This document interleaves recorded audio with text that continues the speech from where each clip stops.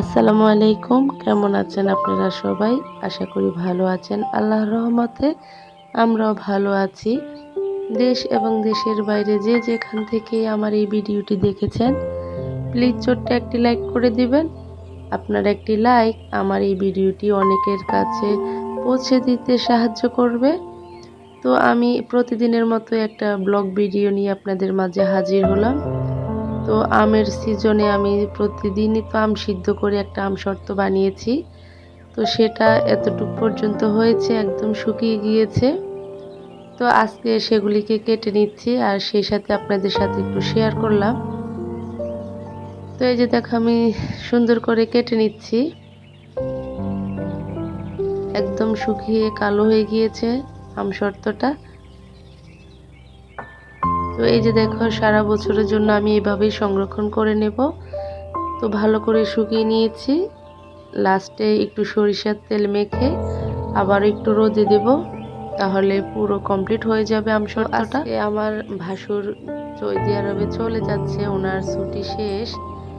তো দেখেন আমার জায়ে সবাই তো এয়ারপোর্টে বরকে রিসিভ করতে যায়, রিসিভ করতে যেতে পারেনি, কিন্তু বরকে যখন বিদায় দিবে তো সবাই সামনে কিভাবে আসবে। উনি দেখো বোরকা পরে চলে আসছে আমাদের বিল্ডিং এর পাশে কিন্তু। তো সবাই ওনাকে বিদায় দিচ্ছে। বিদায়ের মুহূর্তটা অনেক খুবই কষ্টের। সবাই অনেক কান্না করেছে। এখানে আমার দেবরের মেয়ে, ভাসুরের এই যে ছেলে মেয়ে সবাই আছে বাড়ির, মানে সবাই অনেক কান্না করেছে। তো এখন আবার বাবাকে বিদায় দিয়েছে। এই যে রিক্সা চলে আসছে এখানে, কিন্তু সিএনজি রিক্সা তেমন একটা আসতে পারে না, আমাদের রাস্তাটা এখনো করা কমপ্লিট হয়নি। তো সবাই ওনাকে বিদায় দিচ্ছে আর আমার জায়ে বোরকা পরে চলে আসছে। খুবই খারাপ লাগে মানে যখন কেউ চলে যায়। আজকে মুরগির তো আমি মাংসটাই শেয়ার তাড়াহুড়া করব। করে ওনাকে বিদায় দিয়ে চলে আসলাম। শুধু একটু শেয়ার করব আজকে আমি কি থেকে কি রান্না করলাম। আজকে আমি মুরগির মাংস নিয়েছি, শর্টকাট আলু দিয়ে রান্না করব। তো পরে ভাবলাম আমার বরে কিন্তু ব্রয়লার মুরগিটা খায় না। উনি কেন জানি এটা পছন্দ করতে চায় না। আগে খেয়েছে, এখন হয়তো প্রবাসে যেহেতু ছিল অনেক ব্রয়লার মুরগি খাওয়া হইছে, হয়তো এজন্য ওনার আর ভালো লাগে না। তো আমি আলু দিয়ে মুরগিটা রান্না করেছি। বাচ্চারা খুবই পছন্দ করে গরুর মাংস থেকে। মুরগির মাংসটা অনেক পছন্দ করে বাচ্চারা। তো হঠাৎ আমার মনে পড়ল যে উনি তো এগুলি খাবে না, তো ওনার জন্য আবার আলাদা কি রান্না করব। সময় কিন্তু বেশি নাই। হাতে একদম সময় কম। অনেক সময় চলে গেছে। ওখানে ভাসুরকে বিদায় দিয়েছি, কথাবার্তা হইছে। তো পরে ফ্রিজে কিন্তু পটল ছিল। তো আমি কিছু পটল কেটে নিলাম। কেটে একদম সুন্দর করে আলু যেরকম কেটেছি মানে, আর সেভাবেই কিন্তু আমি গোল, গোল করে কিছু পটল দিয়ে দিলাম উনার জন্য। খুবই মজা হইছে। একটা তরকারি হইছে একদম সুন্দর। আমি খুবই সুন্দরভাবে একদম কষিয়ে রান্না করেছি। ফার্স্ট রান্না করেছি। ইউটিউবে দেখেছি পটল দিয়েছে অনেকে গরুর মাংসের সাথে, মুরগির মাংসের সাথে। তো এজন্য আমারও হঠাৎ মনে হলো, উনি কিন্তু মজা হয়েছে তরকারি, উনি কিন্তু মুরগির মাংস খায়নি। পটল দিয়ে খেয়েছে উনি শুধু। তো আমি ভাবলাম যাই হোক ভালোই হয়েছে। পটলটা একসাথে দিয়ে দিয়েছি। আমার একটা তরকারি হয়েছে। বাড়তি সময় আর লাগে নাই। তো উনি কিন্তু প্রবাসে অনেক কষ্ট করেছে পরিবারের জন্য। বাড়িতে এসেও কিন্তু উনি একদিনের জন্য বিশ্রাম নেয়নি। নতুন একটা বাড়ি করেছে, ওখানে পরিবারকে সুন্দরভাবে গুছিয়ে সেট করে দিয়েছে। ওগুলির কাজ করতে না করতে ওনার ছুটিও শেষ হয়ে গিয়েছে।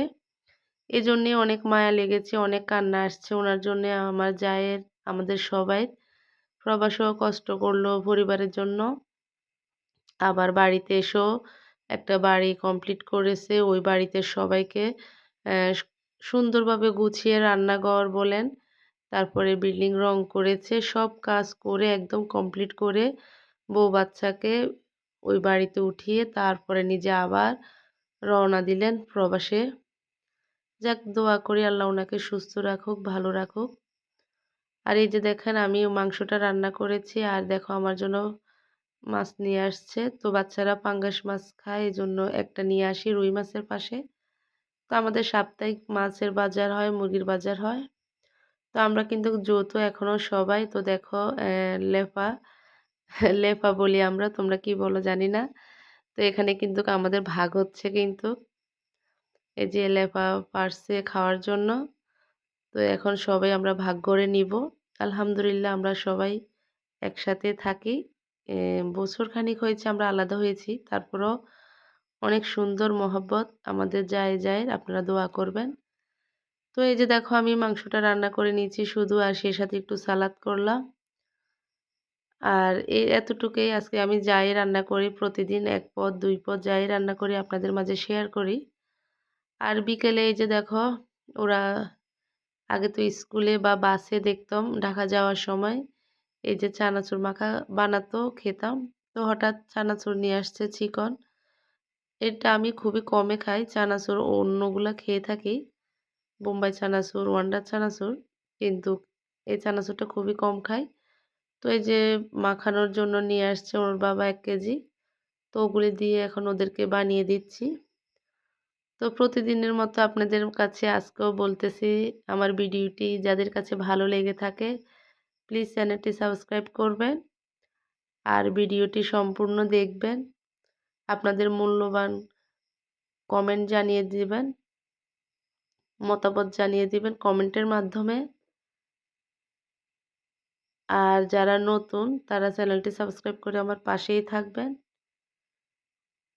তো এই যে দেখো আমি কি দিয়ে আর বানাবো, আমি একটা আইসক্রিমের কোটা নিয়েছি। এই কোটায় কিন্তু খুব সুন্দর করে মেখে নিচ্ছি। আর এখানে আমি টমেটো দিই আমার ছোট ছেলে টমেটো খায় না।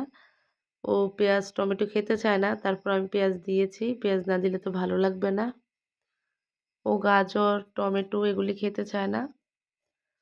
তো বড় ছেলে বলতেছে, "না আম্মু পেঁয়াজ দাও, পেঁয়াজ না দিলে ভালো লাগবে না।" তারপরে কি করব, একসাথে বানিয়ে দিয়েছি। তো এ ছিল আজকের ভিডিও। তোমাদের কাছে কেমন লেগেছে অবশ্যই কমেন্ট করে জানাবে। আল্লাহ হাফেজ। আসসালামু আলাইকুম।